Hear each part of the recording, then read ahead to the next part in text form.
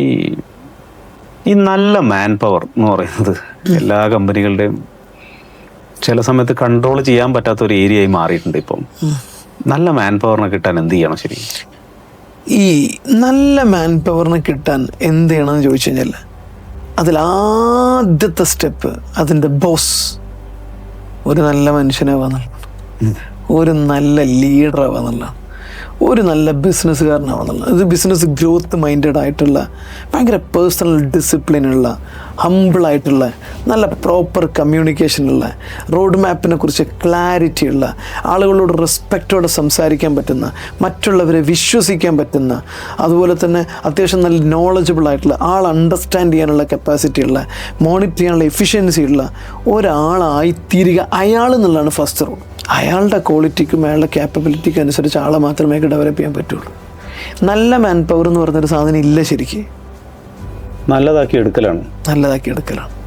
Even നിങ്ങളുടെ organisation നല്ലൊരു കൾച്ചറും നല്ലൊരു സിസ്റ്റവും നല്ലൊരു എത്തിക്സും ഫോളോ ചെയ്യുകയും നിങ്ങളൊരു നല്ലൊരു ബിഹേവിയറും നല്ലൊരു ഡിസിപ്ലിനും മ്യൂച്വൽ റെസ്പെക്റ്റും ട്രസ്റ്റും പരസ്പര വിശ്വാസവും ഒക്കെയാണ് ഡെവലപ്പ് ചെയ്യുന്നതെങ്കിൽ, ഭയങ്കര സിൻസിയർ ആയിട്ടുള്ള ഒരു ലെവൽ ഓഫ് അണ്ടർസ്റ്റാൻഡിങ് നിങ്ങളുടെ ഉള്ളിലുണ്ടെങ്കിൽ ബാക്കി എല്ലാവരും അതിലേക്ക് ഇങ്ങോട്ട് വരും, അതിലേക്ക് ഡെവലപ്പ് ആവും. നല്ലതല്ലാത്തവന് നിൽക്കാൻ പറ്റില്ല, നല്ലവനെ മാത്രമേ നിൽക്കുകയുള്ളൂ. ഭയങ്കര രസമായിട്ട് ആളുകൾ നന്നാവും. ചുരുക്കി പറഞ്ഞാൽ നല്ലൊരു കൾച്ചർ ഉണ്ടാക്കിയെടുക്കണം ആദ്യം. നല്ലൊരു കൾച്ചറിലെ നല്ല ആളുണ്ടാവുള്ളൂ. ഇപ്പോൾ നല്ലൊരു മനുഷ്യനുണ്ടാവില്ലല്ലോ, നല്ല ഫാമിലിയിൽ നല്ല ആളുകൾ ഉണ്ടാവില്ലേ. നല്ല പാരൻസ് ആണെങ്കിൽ, നല്ല കൾച്ചറിലെ പാരൻസ് ആണെങ്കിൽ ഓട്ടോമാറ്റിക്കലി അവിടെ നിന്ന് ഉണ്ടാകുന്ന ആൾ നന്നായിട്ട് വരികയും ചെയ്യാം.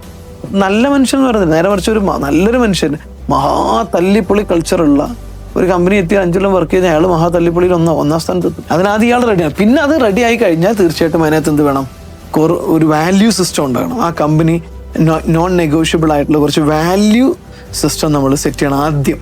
അത് ആദ്യമായി വാല്യൂ ഫോളോ ചെയ്യേണ്ട ആരാണ്? ഫൗണ്ടറാണ്. ആ വാല്യൂസിനെ ഫോളോ ചെയ്യേണ്ട ഫൗണ്ടറാണ്. ആ വാല്യൂസ് ഫോളോ ചെയ്ത് കഴിഞ്ഞാൽ ബാക്കി ഫോളോ ചെയ്യും. ബാക്കിയുള്ളവരുടെ എല്ലാവരുടെ ആ വാല്യൂനെ കുറിച്ച് പഠിപ്പിച്ച് ട്രെയിൻ ചെയ്ത് അത് ഫോളോ ചെയ്യിപ്പിച്ച് അതവരെ ശീലമാക്കി കഴിഞ്ഞാൽ ഓട്ടോമാറ്റിക്കലി അവരെ മൊറയിൽ കൂടും, കമ്മിറ്റ്മെൻറ്റ് കൂടും, എത്തിക്കൽ വാല്യൂസ് കൂടും. അത് കഴിഞ്ഞാൽ പിന്നെ അവർക്ക് വർക്ക് ചെയ്യാനുള്ളൊരു കറക്റ്റായിട്ടുള്ള ക്ലാരിറ്റി ഉണ്ടാക്കി കൊടുക്കുക എന്നുള്ളത്. SOP പോലെ സാധനങ്ങൾ സെറ്റ് ചെയ്യുക, പ്രോപ്പറായിട്ടുള്ള SOP. നമ്മളെന്ത് തോന്നുന്ന സമയത്ത് തോന്നുന്നത് വിളിച്ച് പറഞ്ഞ് അത് ചെയ്യും, ഇപ്പത് ചെയ്യും അങ്ങനെയല്ല. ഒരു സാധനം ഏറ്റവും പെർഫെക്റ്റ് ആയിട്ട് ചെയ്യേണ്ടത് എങ്ങനെയെന്ന് എഴുതി വെച്ച് കഴിഞ്ഞാൽ പിന്നെ അവിടെ കൺഫ്യൂഷനൊന്നുമില്ല, എല്ലാവരും അത് ചെയ്തോളൂ. ആരുമാരുടെയും മോണിറ്റർ ചെയ്യേണ്ട, ഏത് റിപ്പോർട്ടാണ് തരേണ്ടതെന്ന് പറഞ്ഞിട്ടുണ്ട് അത് തന്നോളൂ. അത് മോണിറ്റർ ചെയ്യാനുള്ള ആൾക്കാരുണ്ട്. എല്ലാത്തിനും ഒരു പക്ക SOP ഉണ്ടാക്കുന്നു, ആരോടും ചോദിക്കുന്നില്ല, സിസ്റ്റം അവിടെ വർക്ക് ചെയ്യുന്നു, അതിലേക്ക് ആവശ്യമായ ടെക്നോളജി ഉണ്ടാക്കുന്നു. പിന്നെ അവർക്ക് ആവശ്യമായുള്ള ട്രെയിനിങ്ങുകളും എംപവർമെൻറ്റ് പ്രോഗ്രാമുകളും നമ്മൾ റെഗുലറായിട്ട് കൊടുത്തുകൊണ്ടിരിക്കുന്നു. പിന്നെ തീർച്ചയായിട്ടും എംപ്ലോയീസ് അവരെ എൻഗേജ് ചെയ്യിപ്പിക്കണം. അവർക്കൊരു വർക്ക് പ്ലേസിൽ ഏറ്റവും ആക്റ്റീവായിട്ട് അവർ നിൽക്കുന്ന സമയം എന്ന് പറയുന്നത് ഓഫീസിലായിരിക്കും, നമ്മുടെ വർക്ക് പ്ലേസിലാണ്. അവർ ആക്റ്റീവ് ലൈഫ് അവർ സ്പെൻഡ് ചെയ്യുന്ന നമ്മുടെ കൂടെയാണെങ്കിൽ ആ സ്ഥലം വർക്ക് ചെയ്യാനുള്ളൊരു എൻജോയ്മെൻറ്റ്, സന്തോഷം കിട്ടുന്നൊരു എൻവയോൺമെൻ്റ് ആക്കി മാറ്റിയെടുക്കുക എന്നുള്ളത് പ്രധാന ഘടകമാണ്.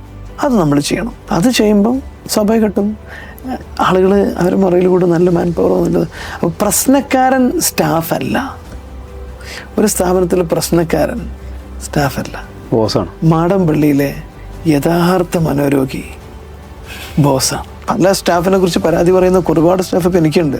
പക്ഷെ നമ്മൾ അവരായിട്ട് പേഴ്സണലായിട്ട് ഇരിക്കുന്ന സമയത്ത് നമുക്ക് മനസ്സിലാവുന്നത് സ്റ്റാഫ് അല്ല അവിടുത്തെ പ്രശ്നക്കാരൻ, യഥാർത്ഥ പ്രശ്നക്കാരൻ ക്ലയൻസ്. അങ്ങനെയുള്ള 100 കണക്കിന് കേസുകൾ നമ്മുടെ അടുത്ത് വരാം.